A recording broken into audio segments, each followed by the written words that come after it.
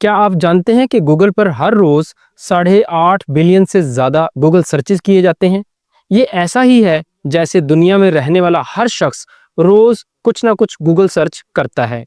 ये कोई छोटी बात नहीं है, लेकिन इससे भी हैरानगी की बात यह है कि ये सब कुछ करना बिल्कुल फ्री है। और ना सिर्फ गूगल सर्च बल्कि ऑलमोस्ट गूगल का हर product completely free to use है। यूट्यूब पर वीडियोस देखना फ्री है, जीमेल का इस्तेमाल करना फ्री है, गूगल मैप्स का यूज करना फ्री है। इतना सब कुछ फ्री देने के बावजूद भी गूगल की जो मार्केट कैप है वो $2 ट्रिलियन से ज्यादा की है। ये कैसे हो सकता है? कैसे गूगल इतनी सारी सर्विसेज हमें फ्री में दे सकता है? हमसे कोई पैसा नहीं लेता, लेकिन फिर भी इतनी अमीर कंपनी बन गया। आइए समझते हैं इंटरनेट की सबसे फेमस कंपनी का बिजनेस मॉडल आज की इस वीडियो में।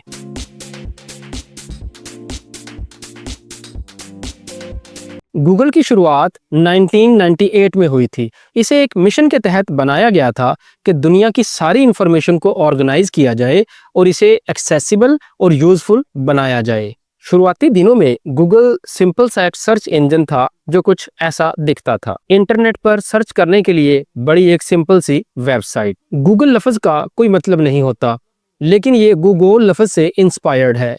गूगल एक नंबर का नाम है। एक के बाद 100 जीरोस लगा दिए जाएं तो उस नंबर को गूगल कहते हैं। इस कंपनी का नाम गूगल भी इसी चीज को वाज़ेह करने के लिए चुना गया कि हमारा सर्च इंजन इंटरनेट पर इतनी सारी इंफॉर्मेशन ढूंढ कर लाएगा कि वो गूगल्स में होगी। साल 2000 में गूगल ने अपना पहला सबसे बड़ा कदम उठाया। उन्होंने एडवर्ड्स का सिस्टम इंट्रोड्यूस करवाया, जिसे आजकल गूगल एड्स कहा जाता है।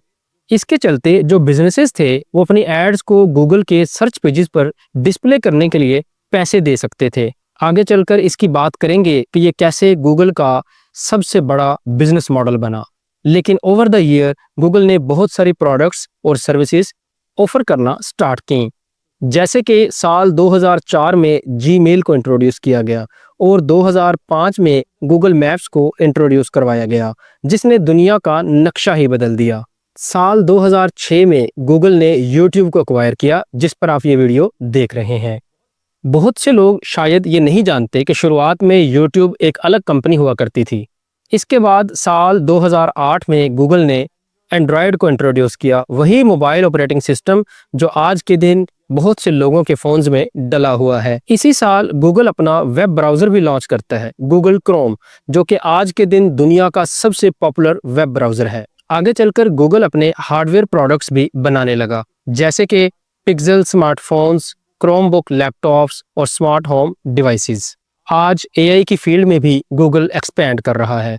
और ये सब सुनकर आपको लगेगा कि शायद एक से बढ़कर एक शानदार प्रोडक्ट गूगल निकालता रहा और हर चीज सक्सेसफुल होती रही, लेकिन ये सच नहीं है। मैंने जितनी भी एग्जांपल्स बताई ये सारी सक्सेसफुल प्रोडक्ट्स और सर्विसेज की एग्जांपल्स हैं। ढेर सारी ऐसी भी चीजें हैं जो गूगल ने ट्राई की, लेकिन गूगल इनमें फेल रहा, जैसे कि गूगल प्लस। फेसबुक के कंपटीशन में गूगल ने अपना सोशल मीडिया प्लेटफॉर्म बनाने की कोशिश की, लेकिन ये नाकाम रहा। गूगल हैंगआउट, चैट करने की एक ऐप जो कि एक वक्त में काफी चला करती थी, लेकिन 2022 में इसे बंद कर दिया गया। Google podcast, Google glass, Google wave, Google reader failures के एग्जाम्पल्स हकीकत में सक्सेस से कहीं ज्यादा हैं। विकिपीडिया पर जाकर अगर आप पूरी लिस्ट देखेंगे तो 200 से ज्यादा ऐसे प्रोडक्ट्स और सर्विसेज हैं जो गूगल ने ट्राई की, लेकिन गूगल उनमें फेल रहा। यहाँ पर हमारे लिए भी एक सबक है कि सही मानों में सक्सेस अचीव करने के लिए हमें बहुत बार फेल होना पड़ता है। क्या आप जानते हैं कि आज के दिन गूगल सबसे ज्यादा पैसे किस चीज से कमाता है? अपने सबसे पुराने business model Google search ads से। आइए इसे डिटेल से समझते हैं। स्क्रीन पर आपको साल 2022 के लिए गूगल का रेवेन्यू ब्रेकडाउन नजर आ रहा है। यानी 2022 में गूगल ने कहां से पैसा कमाया। टोटल $280 बिलियन का रेवेन्यू है, जिसमें से 58% पैसा यानी कि $162.45 बिलियन गूगल सर्च पर दिखाई जाने वाली एड्स से आता है। इसके बाद second biggest source of income है गूगल नेटवर्क एड्स। अलग अलग वेबसाइट्स पर जो आप एड्स देखते हैं, गूगल यहां से $32.78 बिलियन कमाता है। तीसरे नंबर पर है यूट्यूब एड्स, $29 बिलियन यहां से आते हैं। यानी उन एड्स से जो आप वीडियोस के दरमियान या पहले देखते हैं। यहाँ एक बड़ी इंटरेस्टिंग चीज ये भी है कि यही एड्स यूट्यूबर्स के लिए इनकम का सोर्स हैं। जो पैसा एडवर्टाइजर एड्स को दिखाने के लिए पे करते हैं वो क्रिएटर और गूगल के दरमियान डिवाइड किया जाता है। 45% पैसा गूगल के पास जाता है और 55% क्रिएटर के पास।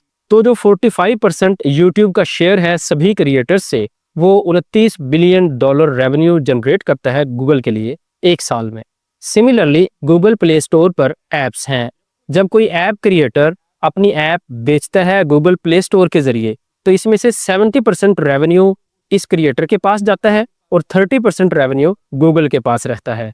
तो इन ऐप्स की सेल से और बाकी फोन्स और लैपटॉप्स को बेचकर गूगल जो पैसा कमाता है, इससे आने वाला रेवेन्यू 4th नंबर पर आता है $29 बिलियन के साथ। और फिर आखिरी मेजर सोर्स ऑफ रेवेन्यू है गूगल क्लाउड 26.68 बिलियन के साथ। इस पूरे बिजनेस मॉडल में जो सबसे इंटरेस्टिंग चीज है वो है ये फ्री की सर्विसेज। आखिर ये फ्री चीजें देकर कैसे पैसे कमा लेते हैं? इसके पीछे दो वजूहात हैं।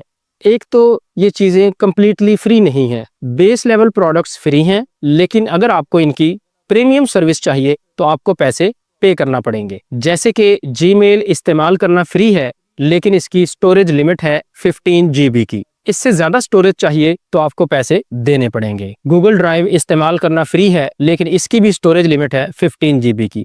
अगर आपको इससे ज्यादा स्टोरेज चाहिए तो आपको पैसे देने पड़ेंगे। यूट्यूब पर वीडियोस देखना फ्री हैं, लेकिन बीच में एड्स आएंगे। अगर आपको एड्स हटाने हैं तो आपको प्रीमियम सर्विस लेना पड़ेगी और इसके लिए आपको पैसे पे करना पड़ेंगे। ये फ्रीमियम मॉडल बड़ा सक्सेसफुल मॉडल है क्योंकि ये ट्राई बिफोर बाय का मौका देता है। लेकिन गूगल के केस में इंटरेस्टिंग बात यह है कि ज्यादातर लोग इनकी पेड सर्विसेज का इस्तेमाल नहीं करते। जो लोग YouTube देखते हैं इनमें से 95% लोग ऐसे हैं जिन्होंने प्रीमियम वर्जन नहीं खरीद रखा। 95% लोग जो जीमेल और गूगल ड्राइव का इस्तेमाल करते हैं वो इसके लिए पैसे पे नहीं करते। लेकिन फिर भी गूगल अपना मेजॉरिटी रेवेन्यू फ्री वाली सर्विसेज से ही कमा लेता है। यहाँ आती है दूसरी रीजन, डेटा कलेक्शन। जितनी ज्यादा फ्री सर्विसेज का हम इस्तेमाल करते हैं इतना ही ज्यादा गूगल के पास हमारा डेटा अवेलेबल होता है। हर एक चीज जो हम गूगल पर सर्च करते हैं, हर एक वीडियो जो हम यूट्यूब पर देखते हैं, हर एक ईमेल जो हम सेंड करते हैं, इस सारे डाटा को कलेक्ट किया जाता है और टारगेटेड एडवर्टाइजिंग के लिए इस्तेमाल किया जाता है। टारगेटेड एड्स दिखाने के लिए गूगल एक बहुत ही एडवांस मशीन लर्निंग एल्गोरिदम का इस्तेमाल करता है। एग्जैक्टली गूगल एड टारगेटिंग कैसे करता है? आपका एज ग्रुप क्या है, आपका जेंडर क्या है, आपका कंट्री, आपका सिटी, आप किन चीज़ों के बारे में सर्च करते हो, कौन सी चीज़ें आपको पसंद हैं, इन सभी चीज़ों की बुनियाद पर आपका एक प्रोफाइल बनाया जाता है। और दूसरी तरफ जो एक एडवर्टाइज़र होता है वो इन सभी चीज़ों को चूज़ कर सकता है। आपका कोई भी बिजनेस है और आप चाहते हैं कि आपकी एड 18 से 25 साल की फीमेल को दिखे और वो स्पेसिफिकली इंडिया के शहर दिल्ली से हों, तो ये सभी चीज़ें आप चूज़ कर सकते हैं। और फिर आप कुछ कीवर्ड्स चूज़ कर सकते हैं जैसे कि सनग्लासेस। यहाँ पर गूगल का काम होता है एक एडवर्टाइज़र को एक यूज़र के साथ मैच करना। अगर आपका एज ग्रुप, रीजन और जेंडर मैच हो रहा हो और आपने गूगल पर सनग्लासेस से रिलेटेड कोई कीवर्ड सर्च किया हो या यूट्यूब पर आपने कोई इससे रिलेटेड वीडियो देखी हो, तो गूगल को पता लग जाता है कि आप इस ऐड के लिए टारगेट कस्टमर हो और गूगल आपको ये ऐड दिखाएगा। ये एक बहुत ही सिंप्लीफाइड एक्सप्लेनेशन है, लेकिन गूगल ऐड इसी तरह से काम करता है। मजीद कम्प्लेक्सिटी में जाएं तो एडवर्टाइजर्स के दरमियान भी बहुत कंपटीशन होता है, तो इसके लिए एड्स की बिडिंग की जाती है। एडवर्टाइजर्स डिसाइड कर सकते हैं कि वो अपनी एड्स दिखाने के लिए कितना पैसा पे करने को तैयार हैं। अगर दूसरी तरफ कोई कंपनी ज़्यादा पैसा पे करने को तैयार है तो इनकी एड पहले दिखाई जाएगी। गूगल यहाँ पर एड रैंक कैलकुलेशन करता है कि किस एड को किस रैंक पर रखा जाए। इसके लिए पैसे के अलावा एड की क्वालिटी भी देखी जाती है कि दूसरी तरफ जो यूज़र है वो कितना ज़्यादा मैच कर रहा है इस एड के साथ। इसने अगर कुछ सर्च किया है तो कितना ज़्यादा रेलिवेंट है ये वाला एडवर्टाइज़र उस एक यूज़र के लिए। एड्स की भी अलग अलग टाइप्स होती हैं, जैसे कि सर्च एड। जब आप गूगल पर कुछ लिखते हैं तो जो सर्च रिजल्ट में टॉप पर एड्स आपको दिखाई देती हैं, इन्हें सर्च एड्स कहा जाता है। फिर होती हैं बैनर एड्स। जब आप अलग अलग वेबसाइट्स पर जाते हैं तो बैनर्स में जो एड्स साइट्स पर आपको दिखाई देती हैं वो गूगल डिस्प्ले नेटवर्क का हिस्सा होती हैं। और फिर आती हैं यूट्यूब पर दिखाई जाने वाली वीडियो एड्स, जो वीडियो के स्टार्ट में या दरमियान में दिखाई जाती हैं। इसमें भी स्किपेबल और नॉन स्किपेबल की कैटेगरी होती है। अगर हम इन सारी अलग अलग टाइप्स की एड्स से आने वाले गूगल के टोटल रेवेन्यू को देखें तो ये 237.86 बिलियन डॉलर है। साल 2022 में गूगल का टोटल रेवेन्यू 280 बिलियन डॉलर था, जिसमें से सिर्फ गूगल एड्स से 237 बिलियन डॉलर का रेवेन्यू इकट्ठा हुआ था। इस चार्ट को देखिए, आप देख सकते हैं कि हर साल गूगल का एड्स रेवेन्यू कितना था। पिछले 20 सालों से ये रेवेन्यू बढ़ता ही जा रहा है। आपको ये भी पता होना चाहिए कि गूगल कोई इकलौती कंपनी नहीं है जो इस तरीके से टारगेटेड एडवर्टाइजिंग करती है। मेटा की फेसबुक और इंस्टाग्राम का भी यही हाल है। साल 2023 में मेटा का एनुअल एडवर्टाइजिंग रेवेन्यू तकरीबन 132 बिलियन डॉलर का था। अमेज़न भी इसी तरीके से एड्स दिखाकर पैसे कमाता है। पिछले 20 सालों में इसी एक बिजनेस मॉडल के बल पर इन सारी कंपनीज ने इंटरनेट को डोमिनेट किया। आने वाले सालों में एआई पावर्ड चैटबॉट्स जैसे कि चैट जीपीटी गूगल के इस एडवर्टाइजिंग वाले बिजनेस मॉडल के लिए सबसे बड़ा खतरा बनेंगे।